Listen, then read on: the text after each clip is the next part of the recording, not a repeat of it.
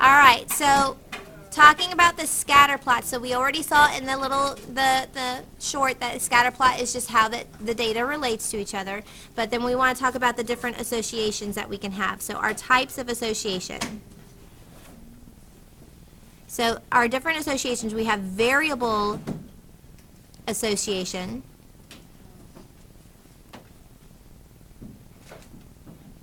which is how do they correlate to each other. So we have what's called a positive association. And essentially what a positive association means, guys, is that as one variable increases, the other variable increases. So as x increases, y increases. Or as x decreases, y decreases. So it looks really similar to when we talk about graphing a line and the slope. It's going to go in somewhat of a positive direction. But again, it's not going to be an actual straight line. You've got information that's being plotted all throughout. So you're going to have your graph, and then you're just going to have points that are kind of going everywhere. But they're leading up into somewhat of a positive sloped direction. So this would be considered a positive association or a positive correlation. It increases in its measurement, right? As the x values are increasing, so does the y value. So when x is a low number, y happens to be kind of a low number. When x is a high number, y happens to be a high number.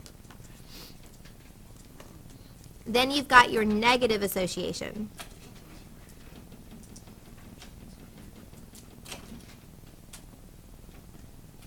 So for our negative association, those have direct opposite effects on each other. So as x increases, the y decreases. Or as x decreases, your y increases. So if your x is a small number, your y would be a big number, and vice versa. When x is a big number, y is a small number. So again, when we graphed things for slope, it's going to have that same kind of pictured idea. It looks like it's going downward. So where x is small, starts off in the corner area, we're going to actually start up here a little bit larger.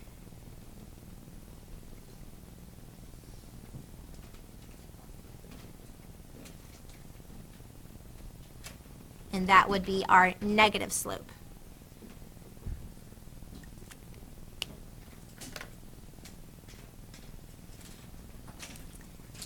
And then, of course, our last one is no association whatsoever.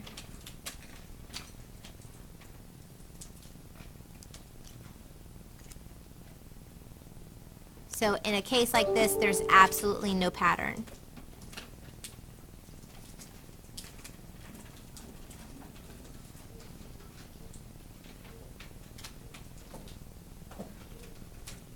So there's no obvious pattern that's occurring.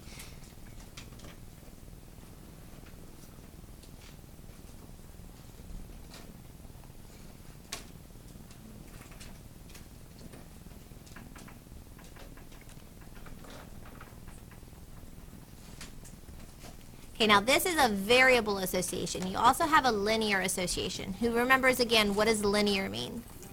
Line, right? So even though a scatter plot, it's not going to form a straight line, you do have it where it might look somewhat straight. So you have a linear and a nonlinear association. So your scatter plot looks like it's kind of going in a straight direction versus the scatter plot looking like it's kind of curving somewhat. So let's go ahead and draw some pictures of the linear and nonlinear associations. And when they're linear associations, you can actually adapt a line of best fit to it. If it's nonlinear, it's a little more difficult to do so.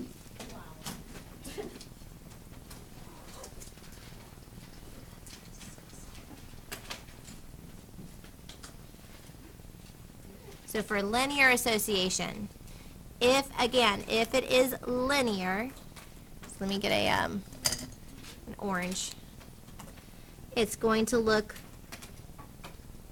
like it's a straight line, sorta.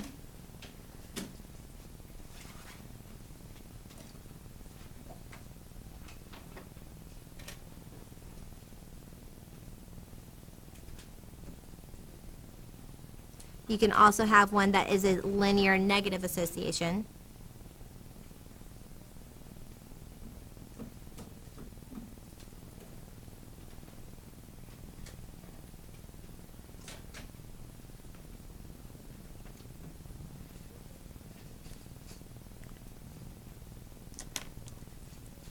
Okay, and then if you've got it where it's non-linear, where's my purple?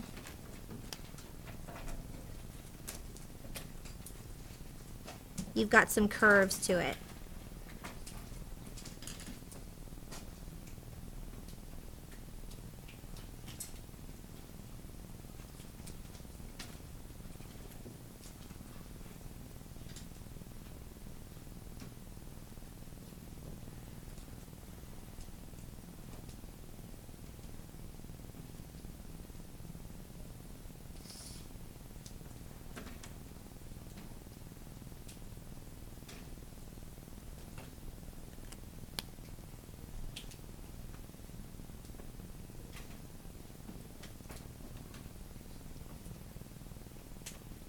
And obviously, if there's no variable association, so if we say, hey, the variable association is no correlation whatsoever, then you don't have any kind of linear or nonlinear association to it.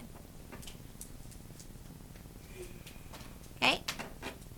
So now talking about situations that would actually be positive or negative correlations. So if we were to have some positive correlations.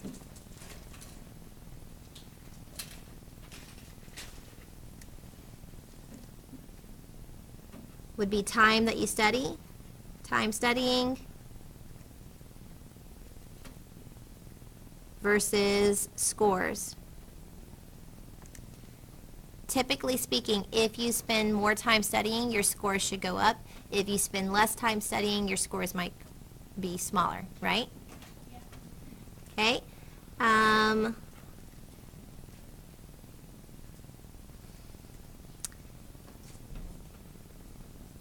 Years passing and gas prices.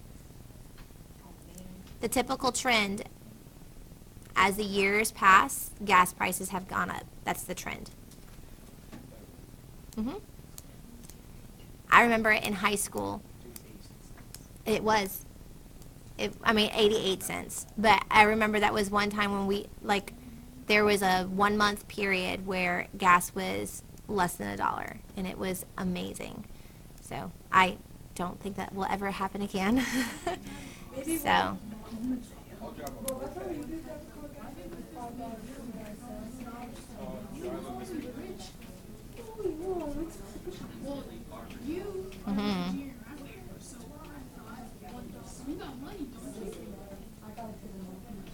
All right, let's talk about a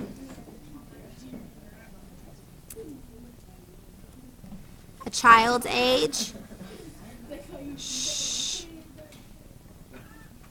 and their weight. Okay, as a child gets older, they should be increasing in their size, right? They should be growing, so their weight or their height. As a child gets older, they should be getting taller, they should be getting heavier. That is the trend that should be happening. Okay, so those are positive correlations. The younger a child is, the less they would weigh compared to an older child who should weigh more. Okay, now there's always going to be those instances where you might have one kid that kind of is a little bit different than the trend. What do you think we would call that child? An outlier. Okay? An outlier. Like you might have, You might have, if we were to sit there and graph, okay, perfect example, my daughter in her class, she's an outlier because she's older, she's, you know, she's at her specific age, but she weighs significantly less than the rest of the kids in her class. My daughter's almost 5 and she still just hit 28 pounds. Only 28. My brother weighs more than your daughter, she could be a superhero because she's 5. Okay. Right. My son, who is almost 15 months old, and he's 22 pounds. So, you know, she's tiny. She's almost 5 years old, and her height is fine.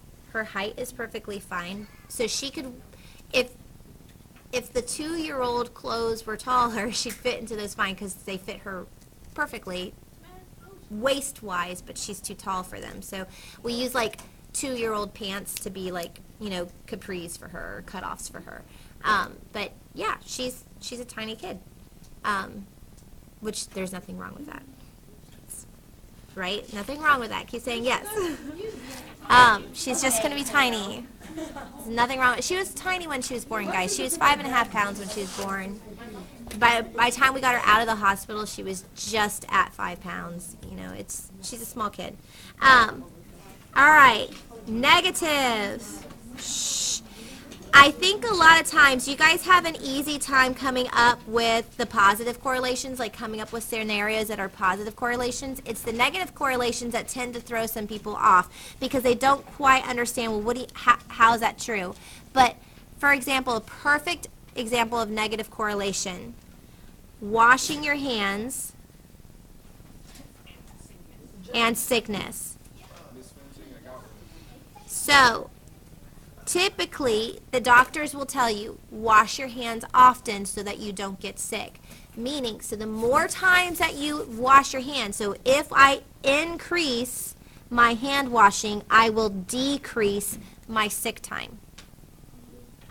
But the same can be said that if I decrease the amount of times I wash my hands, I'm possibly increasing the amount of times I'm going to get sick.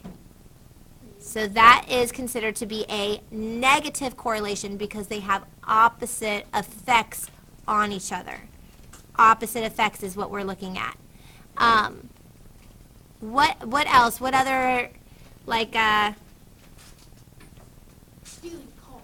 oh, I got an idea. Shh.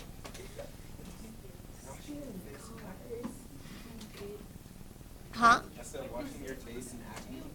Does that count? No. No, that does not count. If you're thinking about the temperature of food, so food temperature versus the time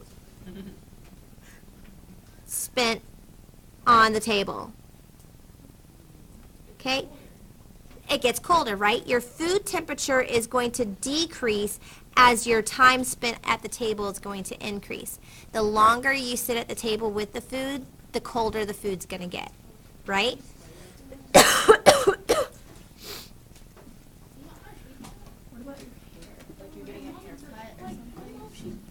That's different though, because actually the trend of hair is the hair grows.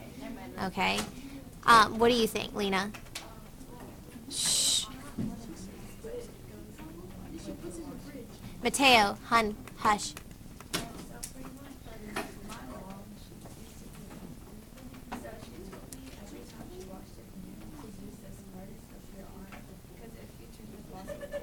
You're touching the germs, yeah. Or use a paper towel to turn things off.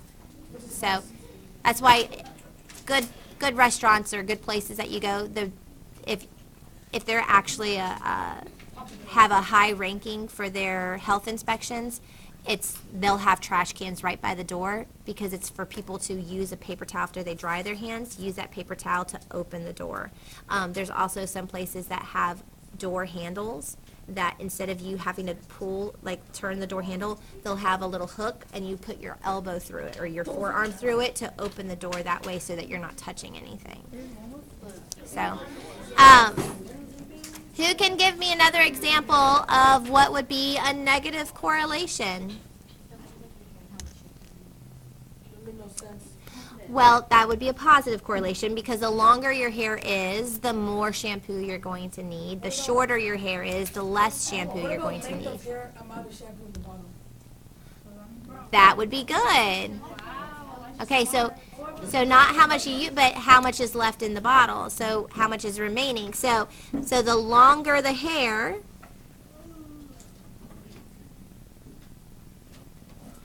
versus shampoo remaining in the bottle.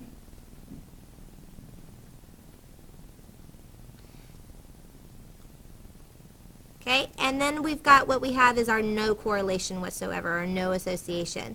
And those, I mean, it's basically just way out there. Okay, it could be anything. The amount of Cars on street versus cats on street. That's a negative. well, actually, the more cars that are on the street, the less cats you're going to have on the street because they're going to get hit, right? They're gonna get by the car. But No, cats have 9 lives. here, Amount of bed costs. And it's not right. the length of your dress and the amount of Perfume. points you score That's doing nothing. on a test. No correlation, right? Absolutely no correlation. Oh, hey, I have a really, really short dress today. It looks like I'm going to fail. No. My dress is really, really long. Looks like I'm going to fail. It has nothing to do with that. Absolutely no correlation, right? So I'm not going to really go into a whole lot of details on this one. These are just things that are completely way out there. What you're going to do for your homework over the weekend, yeah, you've got homework. Shh. So your homework,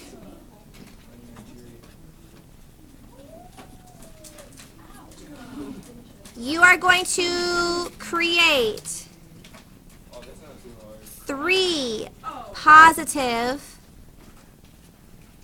association scenarios and 3 negative associations. So you're going to come up with your own scenarios, your own measurable scenarios. And what I want it to be is I want it to be relatable to our class.